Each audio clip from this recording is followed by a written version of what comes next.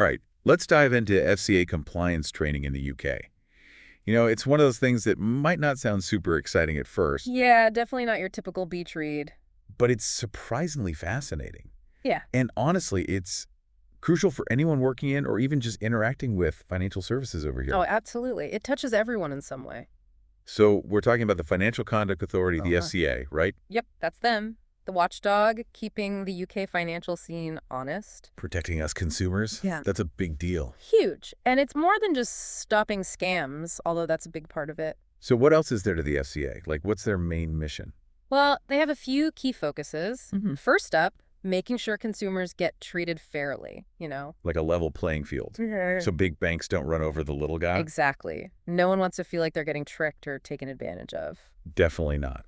What's next on their list? Crime fighting. They're all over preventing financial crime, fraud, money laundering, that sort of thing. Serious stuff. Oh, definitely. It can have massive real-world consequences, not just for companies, but for everyday people. Yeah, it can really mess things up. So Yeah. they set the rules and then make sure everyone's playing by them. Right. And they keep a close eye on things to spot anything fishy. Like financial detectives? Kind of. Their third focus is all about promoting competition Okay, how does that work? by making sure the market stays lively, lots of different players, innovation. Keeps things moving. Yeah. That way, consumers get more choices, better deals, potentially. It benefits everyone in the long run. Makes sense. Hmm. So that's the FCA in a nutshell. But what about the training itself? Is it just a bunch of rules and regulations? Not quite. It's way more dynamic than you might think. Really? Oh, yeah. Good FCA training is all about building a culture of ethics within these financial institutions. Not just telling people what not to do, but helping them understand WHY. You got it. It's about developing that compliant mindset where employees naturally consider the bigger picture in every decision. So, like, they're not just following the letter of the law, but they actually understand the spirit of it, the reasoning behind it. Precisely. And a big part of that is being able to spot red flags. Those signs that something might be off. Like having a built-in financial BS detector. Haha, pretty much. The training helps people recognize those early warning signs of fraud, money laundering, things like that. So they can stop it before it becomes a bigger issue. Exactly. It empowers individuals to make a real difference and protect the system as a whole. That's really cool. It's like each person who gets trained is a little guardian of the financial world. I like that analogy. And to really see how this plays out in real life, let's look at a couple of examples. Okay, Hammy. Imagine you're a bank employee, right? And you're processing a bunch of unusually large transactions for a brand new customer. Sounds a bit suspicious. Maybe. But thanks to your FCA training, these transactions match a pattern often associated with money laundering. You've learned to recognize those red flags. So instead of just blindly processing them, you're like, hold on a second. Right, your internal alarm bells start ringing, to investigate further and maybe alert your compliance officer. You could be preventing a major crime. Potentially. It might turn out to be totally legitimate, but you've done your due diligence. That's awesome. Okay, what's another example? Let's say you're a financial advisor helping a client choose an investment.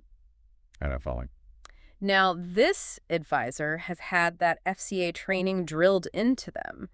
They know the importance of acting in the client's best interest. Not just trying to make the biggest commission for themselves. Exactly. So even if they could earn more by recommending a riskier product, they'll go with the option that truly aligns with the client's needs and risk tolerance. Putting the client first, even if it means a slightly smaller paycheck. It's about integrity. These are just a couple examples of how FCA training helps people navigate tricky situations and make ethical choices. I'm seeing this in a whole new light now. Okay, so we know good training is important. But what makes for a truly effective program? What are the key ingredients? That's the million-dollar question, isn't it? Yeah.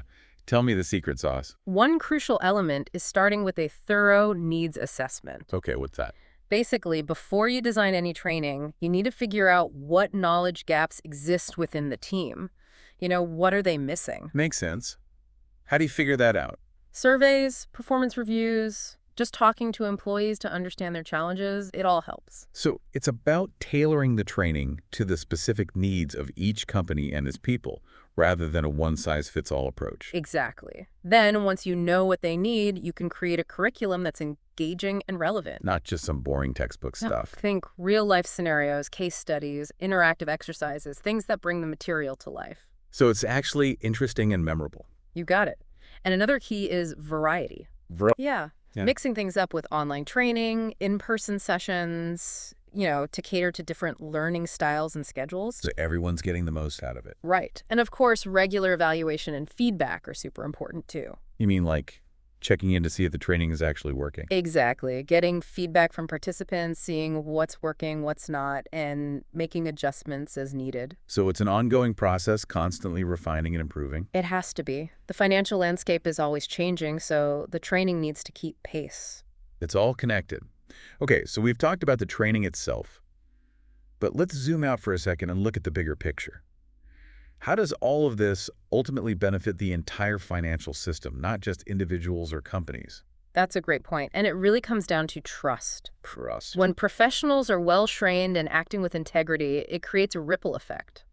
Consumers feel more confident engaging with financial services when they know they're dealing with knowledgeable and ethical people. So it's like a chain reaction of good behavior. You could say that.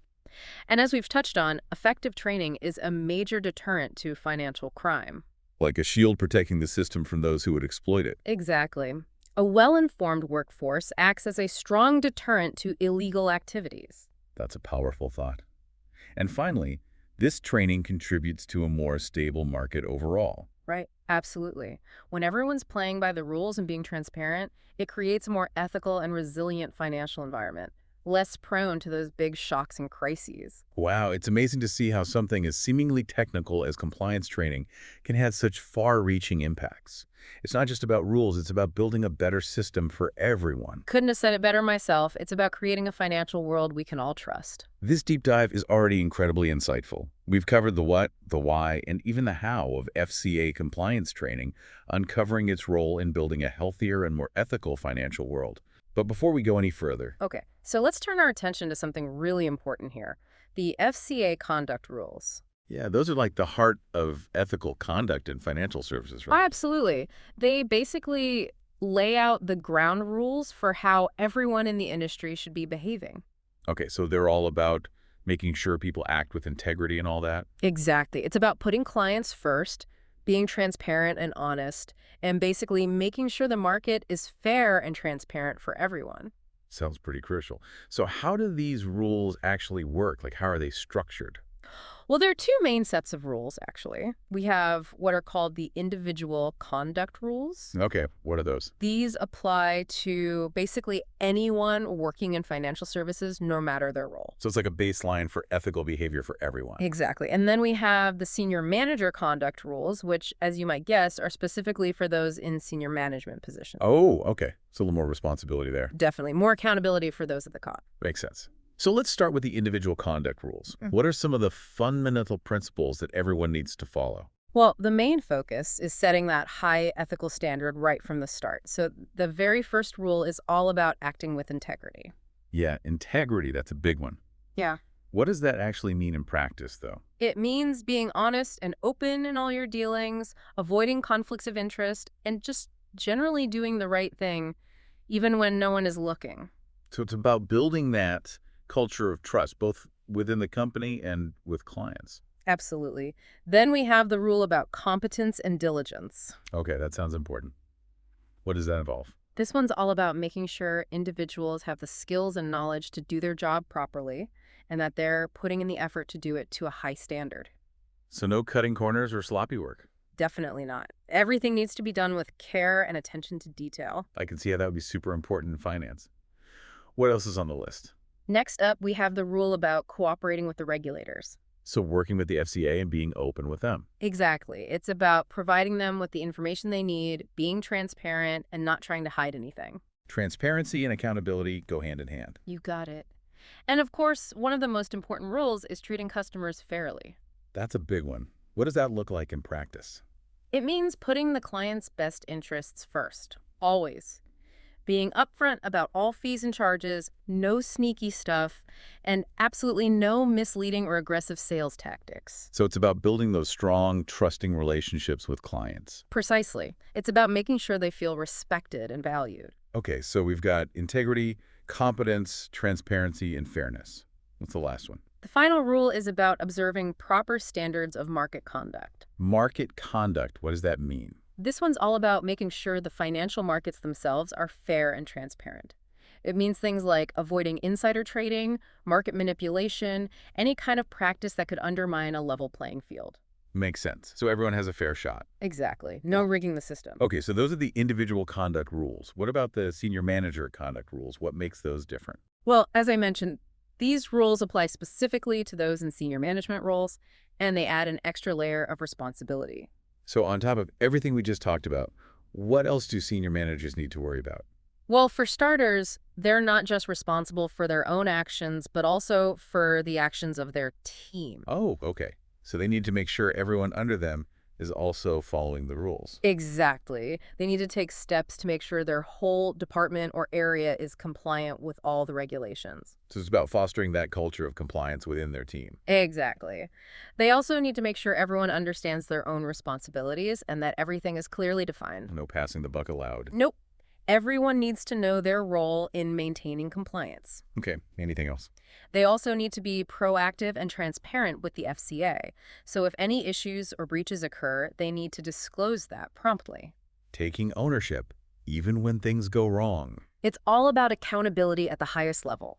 I see. So basically, these conduct rules for both individuals and senior managers, they really create a strong framework for ethical behavior in the whole financial services industry. That's the idea. It's not just about avoiding fines or penalties. It's about setting the standard for how things should be done.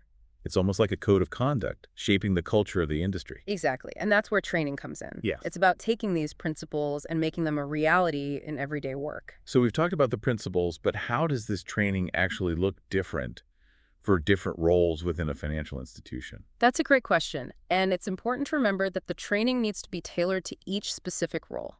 So not everyone gets the same training. Why is that? Well, someone working as a financial advisor is going to face different compliance challenges than someone working in back office operations, right? That's true. They're dealing with very different things. Exactly. So a one-size-fits-all approach wouldn't be very effective.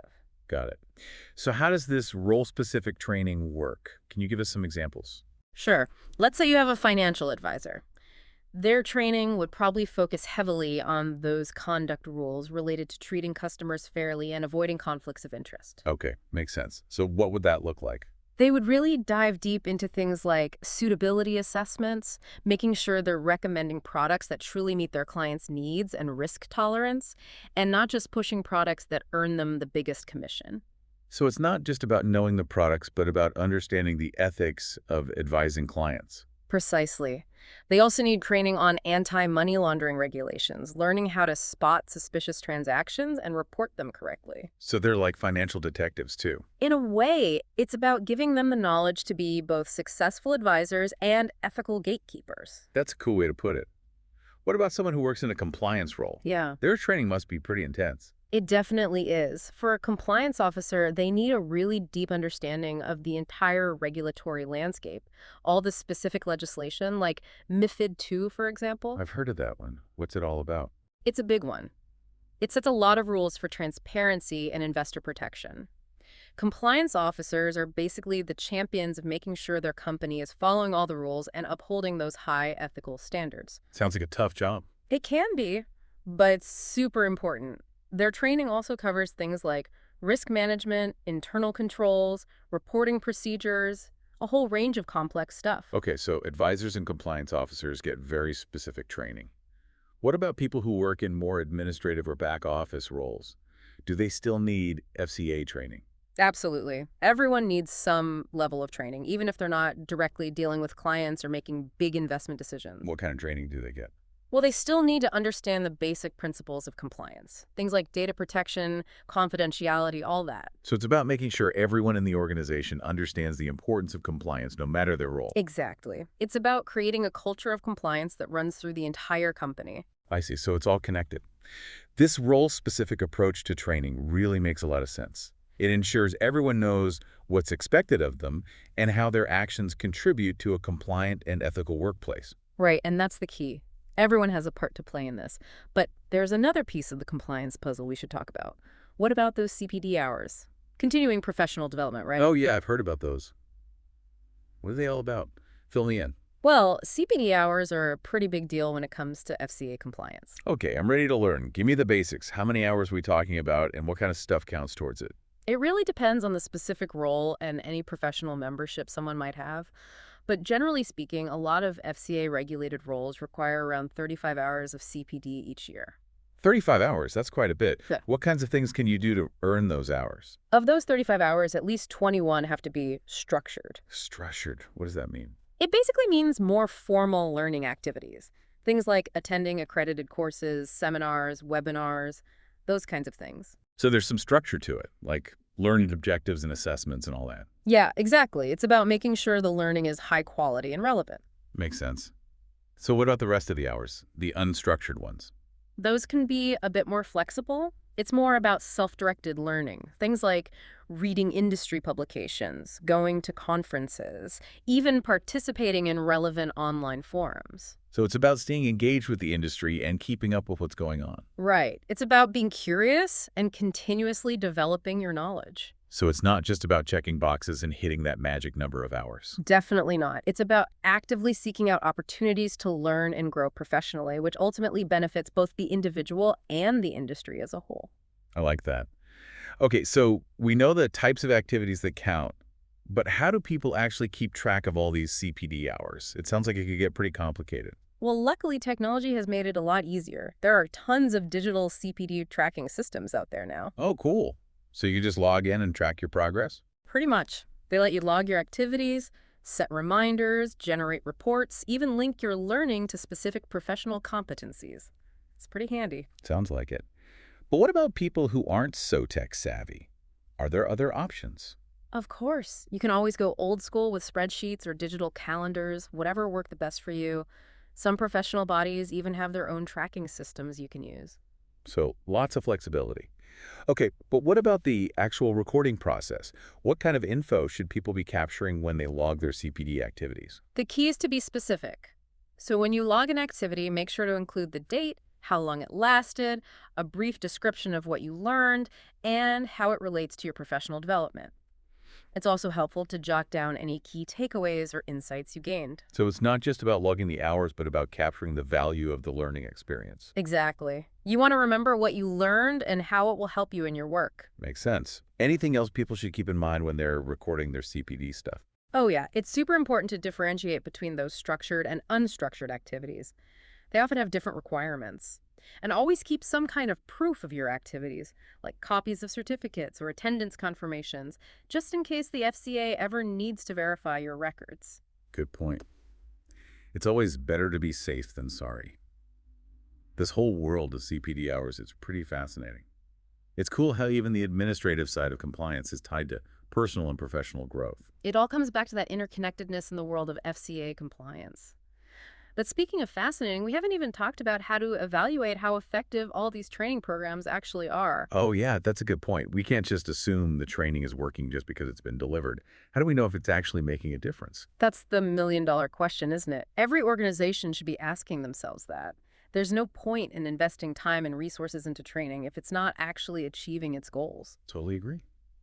So how do we go about evaluating the effectiveness of FCA training? What are the key things to look at? Well, the first step is setting clear objectives right from the beginning. What are you hoping to accomplish with this training? Are you trying to reduce compliance breaches, improve customer satisfaction, or increase employee knowledge? So you need to define what success looks like before you can even start measuring it. Exactly. Once you know what you're aiming for, you can start thinking about how to track your progress. There are a bunch of different methods you can use. Some are quantitative, some are qualitative. I always like concrete examples. Can you give us a few? Sure. On the quantitative side, you could look at things like completion rates for online training modules, scores on assessments, or even the number of compliance incidents that are reported. These give you hard data on how people are interacting with the training, whether it's leading to actual improvements. The numbers can tell a pretty clear story sometimes. But I'm guessing it's not just about the numbers, right? Right. Numbers are important, but they don't paint the whole picture. That's where qualitative methods come in. Things like surveys, focus groups, informal feedback sessions. These can give you really valuable insights into the employee experience. So it's about understanding how people are feeling about the training and whether it's really resonating with them. Exactly. It's about getting that human feedback. Are they finding the training engaging? Is it useful? What could be improved? So it's about constantly tweaking and refining the training based on what you're hearing from people. Exactly. That constant evaluation and improvement is what makes sure FCA training isn't just a box-ticking exercise. It becomes a really valuable investment in building a truly ethical and competent workforce. It's amazing how something as seemingly technical as compliance training can have such a ripple effect on individuals, companies, and even society as a whole. Mm. It really highlights how essential ethics and integrity are for a system to function properly. I couldn't agree more. It's all interconnected. But, before we wrap this up, there's one more thing I think we should touch on. It's about staying up to date in this constantly evolving world of regulation. Yeah, the financial world never stands still, does it? What are some ways for people and companies to stay ahead of the curve when it comes to FCA compliance? There are definitely a few key strategies. First and foremost, subscribe to industry newsletters, publications, and regulatory updates directly from the FCA. Staying informed is absolutely crucial. Knowledge is power, especially in a field like this. Absolutely. Another great way is to attend industry conferences and webinars. It's a chance to hear from experts and learn about the latest developments, plus you get to network with other professionals. It's always good to connect with people in the same field, share ideas, learn from each other. Exactly. And don't underestimate the power of professional networking. Building that community of support and expertise can be so valuable. Definitely.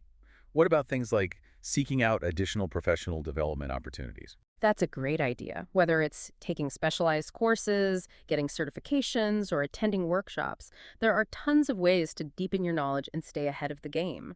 It's all about having that growth mindset and constantly challenging yourself to learn and evolve. That's a great attitude to have in any profession, but especially one that's always changing. I think we've covered just about everything there is to know about FCA compliance training. We've definitely done a thorough deep dive today. This episode has been so insightful. We've gone from compliance newbies to, well, maybe not experts, but definitely more knowledgeable than we were before. But before we officially wrap things up, I have one final question for our listeners. Okay, so think about this for a second. We've been talking about FCA compliance training, right? All the ins and outs, the conduct rules, CPD hours, even how to evaluate if these programs are actually working. It's been quite the journey. It really has. And one thing has become super clear to me. Compliance isn't just about checking boxes or making sure you don't get fined. It's so much more than that. It really is. It's about creating this whole culture of integrity and professionalism. Weaving it into the fabric of financial services, I'd say. Exactly. It's about raising the bar and building a financial system that we can all actually trust. So, as we're wrapping up this deep dive, I want to leave our listeners with a thought. What if, instead of seeing compliance as a chore, we saw it as an opportunity? An opportunity, huh? Interesting. What if we saw it as a chance to build really strong trust, to encourage real innovation, and to create a financial system that truly works for everyone? Individuals, businesses, society, the whole thing. I love that. It's about changing our perspective, isn't it? Instead of seeing compliance as a burden, we see it as a driver of positive change. Yes. When we embrace compliance as a core value, not just a rule book, it opens up so many possibilities. It really does. We create a system where consumers feel confident, businesses can flourish ethically, and the whole financial world is stronger and more sustainable. It's a pretty amazing vision when you think about it. And it all starts with building that culture of compliance, Yeah. One training session, one ethical decision, one small act of integrity at a time. Couldn't have said it better myself. And, for anyone listening who's looking for some help navigating this crazy world of FCA compliance, Compliance Consultant is an amazing resource. Oh, totally.